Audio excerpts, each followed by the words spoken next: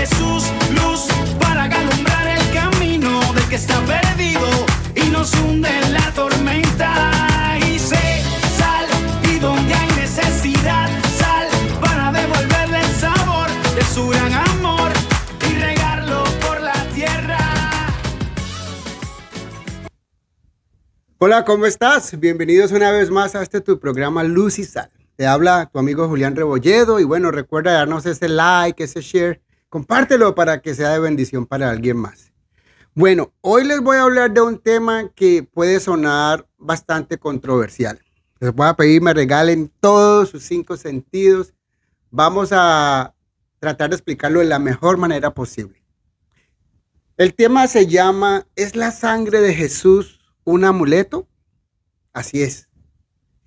He escuchado muchas personas decir, me cubro con la sangre de Cristo, o estoy cubierto con su sangre me proteja contra todo ataque del enemigo. Y no es que esté mal uno creer en la sangre del Señor Jesús, porque debemos. La sangre de Cristo Jesús es hermosa, es preciosa, pero tiene un significado más profundo que solamente protegernos contra el mal del enemigo. No quiero sonar cuadriculado, pero creo que hemos entendido un poco mal el mensaje. Déjame llevarte a Hebreos capítulo 9, versículos 14.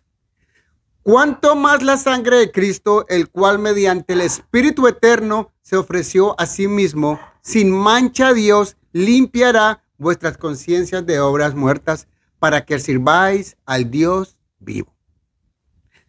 La sangre de Cristo fue derramada en la cruz. Fue por su derramamiento de su hermosa sangre que hoy nosotros tenemos la salvación. Pero para poder nosotros entender todo este capítulo, o sea, para poder entender todo lo que el Señor nos quiere hablar, tendríamos que leer todo el capítulo 9 de Hebreos. Te pido leer este capítulo 9 de Hebreos porque es muy profundo. Aquí vamos a poder entender el versículo 14 que yo les acabo de leer. Nos va a explicar acerca del primer pacto, nos explica acerca del segundo pacto, cómo se rociaba la sangre para expiación de los pecados del pueblo. Por eso decimos que Cristo fue el Cordero inmolado una vez y para siempre. Y mire, la sangre de Cristo sí tiene poder, por supuesto que sí, poder para perdonarnos de nuestros pecados. Era necesario que el Cristo pereciera y derramase su sangre, un sacrificio perfecto. Nos lo dijo de Efesios 1:7. En quien tenemos redención por su sangre, el perdón de pecados según las riquezas de su gracia.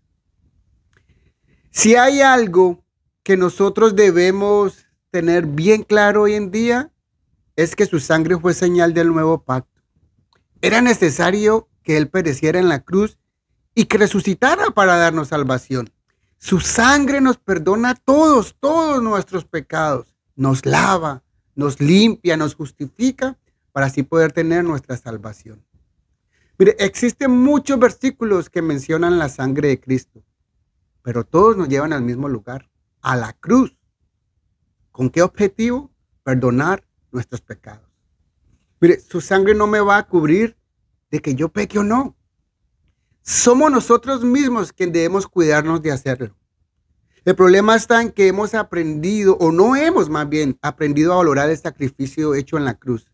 Nuestra manera de obrar demuestra que muchos no hemos entendido este sacrificio. Otros quizás no lo valoran y muchos no lo han logrado entender. La pregunta que tenemos que hacernos nosotros es la siguiente. ¿Por qué si entendemos que su sangre fue derramada para perdón de los pecados, ¿por qué continuamos pecando deliberadamente?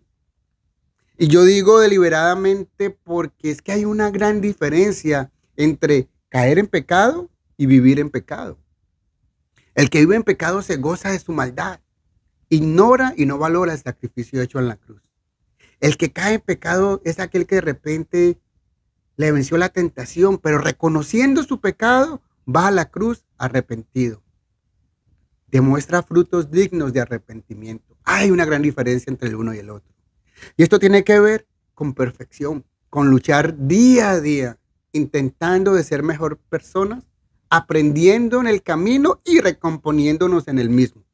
Entonces yo te pregunto lo siguiente, ¿crees tú que Jesús no sabía que pecaríamos de nuevo? Claro que sí. Por supuesto que Jesús lo sabía. Por eso nos dice en su palabra, cualquiera que se piense estar firme, mire que no caiga. Pues muchos juzgaban y condenaban a los demás declarándose puros y perfectos. Pero no es así. Es importante entender que no estamos aquí nosotros, primeramente, ni para condenar ni para juzgar a nadie. Eso no es el trabajo de nosotros. Nuestro trabajo es vivir correctamente. ¿Para qué? Para agradar a Dios. Mira lo que nos dice Juan capítulo 5, versículos 14. Después le halló Jesús en el templo y le dijo, mira, has sido sanado, no peques más, para que no te venga alguna cosa peor. Aquí Jesús le hablaba a aquel paralítico que se encontraba en el estanque de Betesda. Aquella historia grandiosa de la Biblia donde de vez en cuando bajaba el ángel del Señor y sacudía las aguas y el que primero llegaba era sanado. Aquel hombre obviamente, pues como era paralítico de aquí a que pudiera arrastrarse, ya habían bajado 5, 6 o 7 y el hombre pailas no podía. Por eso el Señor le dice, ¿quieres ser sanado? Dice, yo te limpio, yo te sano, pero no peques para que no te pase nada peor. A veces pensamos que podemos ir de pecado en pecado, de pecado en pecado, porque el Señor ya murió en la cruz por mis pecados. Pero no es eso a lo que el Señor nos dice. Por eso se lo dijo, no peques más, para que no te ocurra algo peor, para que a la condición a la que tú estás ahora o a la que vas a llegar no sea peor a la que te encontrabas antes.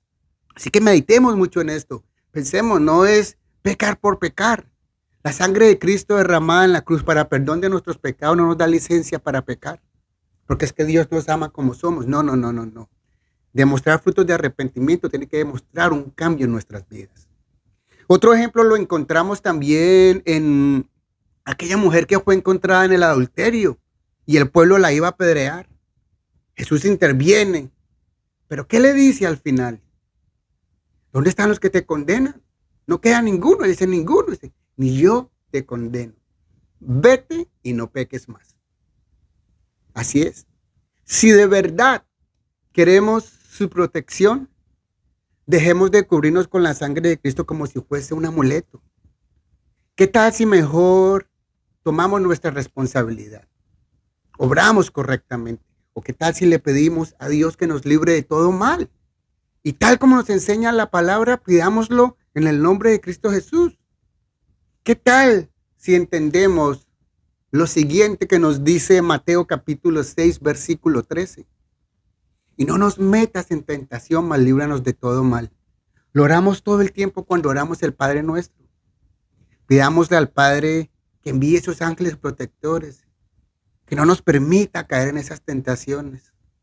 Mira, recuerda que Dios no nos da más de lo que nosotros no podemos soportar. Y también, así como viene la tentación, también nos da la salida para poder enfrentar el problema.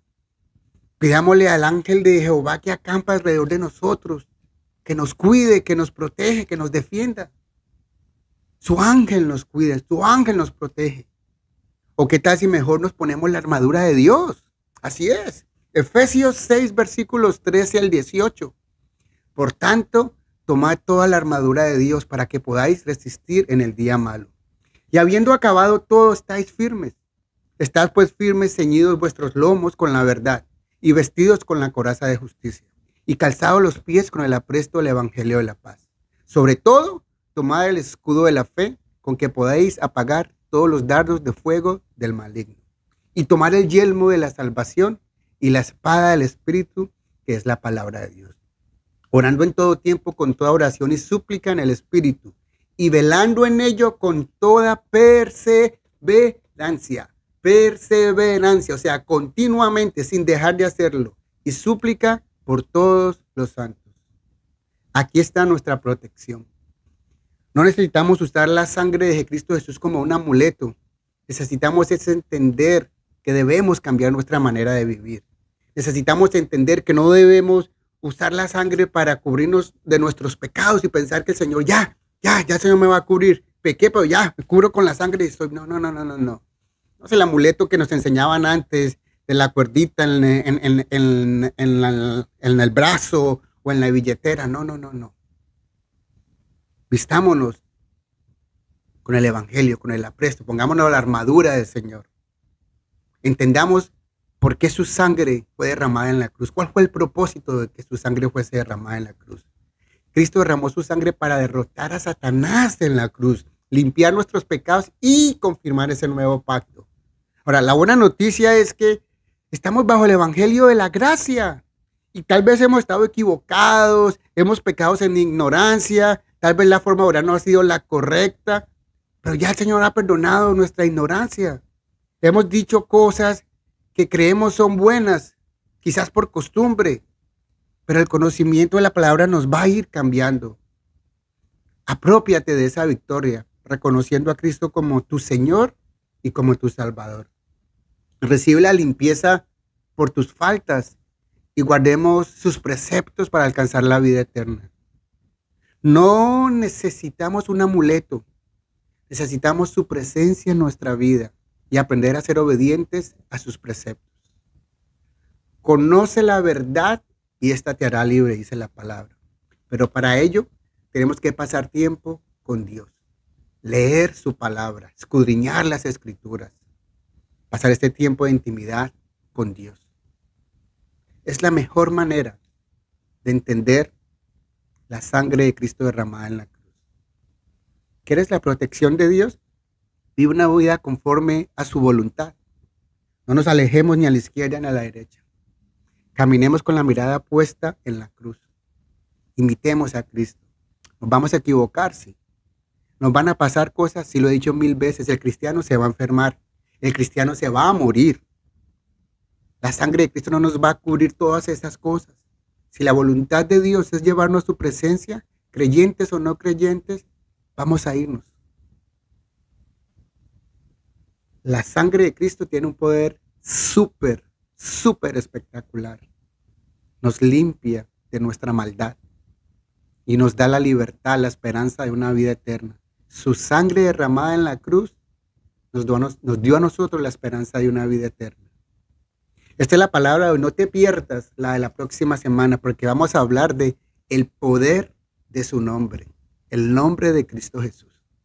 Así que esto se pone cada vez mejor, mi gente. Recuerda darle ese like, ese share, compártelo para que sea de bendición para alguien más.